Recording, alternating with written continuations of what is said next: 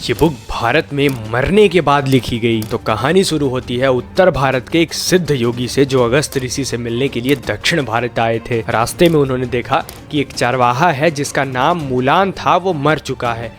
उसकी गायें अपने मालिक के शव के पास में खड़ी होकर आंसू बहा रही थी। उन बेजुबान जानवरों का दुख देखकर तिरुमूलर का दिल पसीज गया। उन्होंने अपनी योग शक्ति पर काया प्रवेश का इस्तेमाल किया और अपनी आत्मा को उस चारवाहे के मृत शरीर में डाल दिया ताकि वो गायें उनके घर तक सुरक्षित पहुंच सकें। जब वे वापस आए तो उनका अपना शरीर गायब हो चुका था। तो इसे उन्होंने ईश्वर की मर्जी समझी और उसी शरीर में रहकर तपस्या करने लगे।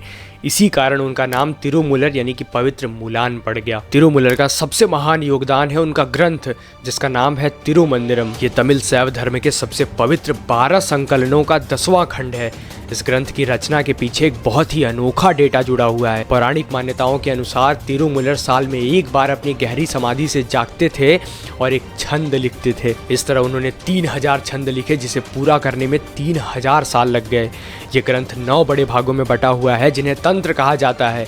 इन तंत्रों में न केवल पूजा पाठ की बातें होती हैं बल्कि इसमें मानव शरीर के विज्ञान, श्वास लेने की कला जिसे प्राणायाम कहते हैं, चक्रों की जागृति, समाज सुधार के बारे में बहुत गहराई से बताया गया है। उन्होंने शरीर को कभी भी बुरी चीज़ नहीं माना बल्कि उन्होंने कहा कि शरीर तो ईश्वर का मंदिर है, इसलिए योग और ध्यान के जरिए इसे स्वस्थ और पवित्र रखना जरूरी है ताकि हम उस मोक्ष की चरम सीमा पर पहुंच सकें, भगवान को पा सकें।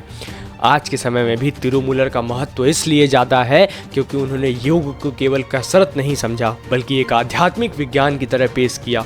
उनके तिरुमंदिरम में अष्टांग योग जैसा वर्णन मिलता है।